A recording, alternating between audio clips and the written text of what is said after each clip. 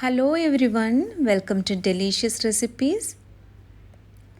ഇന്ന് ഞാൻ തയ്യാറാക്കുന്നത് ക്യാബേജ് തോരനാണ്. ഇത് വളരെ എളുപ്പത്തിൽ തയ്യാറാക്കാൻ പറ്റുന്ന ഒരു തോരനാണ്. അപ്പോൾ നമുക്കിതെങ്ങനെയാണ് തയ്യാറാക്കുന്നതെന്ന് നോക്കിയാലോ.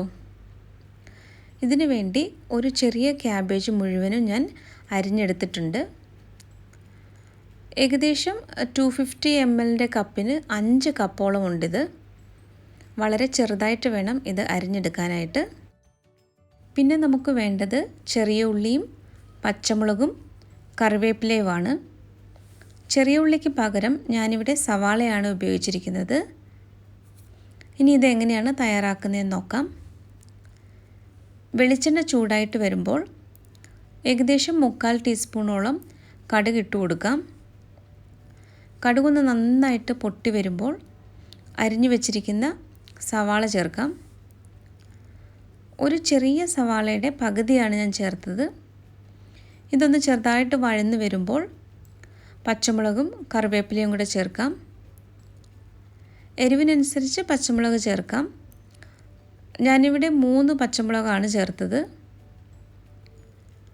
ഇനി ഇതിലേക്ക് നമുക്ക് ക്യാബേജ് ഇട്ട് കൊടുക്കാം. 5 കപ്പ് ക്യാബേജാണ് ഞാനിപ്പോൾ ചേർക്കുന്നത്. ഞാൻ ഇതിനു മുമ്പ് ഓണസദ്യ സ്പെഷ്യൽ കുറച്ച് റെസിപ്പികളൊക്കെ പോസ്റ്റ് ചെയ്തിട്ടുണ്ടായിരുന്നു. കാളൻ്റെയും കൂട്ടുകറിയുടെയും ബീട്രൂട്ട് പച്ചടിയുടെയും കേരള ബനാന ചിപ്സിൻ്റെയും വീഡിയോകളൊക്കെ നേരത്തെ ഞാൻ പോസ്റ്റ് ചെയ്തിട്ടുണ്ട്. അപ്പോൾ ആ വീഡിയോകളൊക്കെ കാണാത്തവർ അതൊന്ന് കണ്ടു നോക്കുക. ഇത്തവണത്തെ ഓണസദ്യക്ക് ഈ റെസിപ്പികളൊക്കെ ഒന്ന് ട്രൈ ചെയ്ത് നോക്കണം. ഈ ക്യാബേജ് നന്നായിട്ടൊന്ന് മിക്സ് ചെയ്തെടുത്ത ശേഷം ആവശ്യത്തിനുള്ള ഉപ്പ് ചേർക്കാം. ഉപ്പ് ചേർത്ത ശേഷം വീണ്ടും നന്നായിട്ടൊന്ന് ഇളക്കി യോജിപ്പിച്ചെടുക്കണം. ഈ തോരൻ തയ്യാറാക്കുമ്പോൾ ഞാൻ ഒട്ടും തന്നെ വെള്ളം ചേർക്കുന്നില്ല.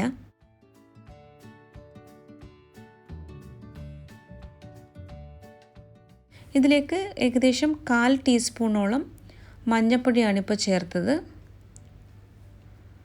മഞ്ഞൾപ്പൊടി ചേർത്ത ശേഷം നല്ലതുപോലെ ഒന്ന് മിക്സ് ചെയ്തെടുക്കണം. ഈ ക്യാബേജിൽ ആദ്യം തന്നെ ഉപ്പും മഞ്ഞൾപ്പൊടിയും മിക്സ് ചെയ്ത ശേഷവും നമുക്ക് ഈ തോരൻ ഉണ്ടാക്കാം. ഞാൻ പക്ഷേ സാധാരണ ഇങ്ങനെയാണ് ചെയ്യുന്നത്. ഇത് തയ്യാറാക്കാൻ വളരെ എളുപ്പമാണ്. പെട്ടെന്ന് തന്നെ നമുക്കിത് തയ്യാറാക്കിയെടുക്കാം.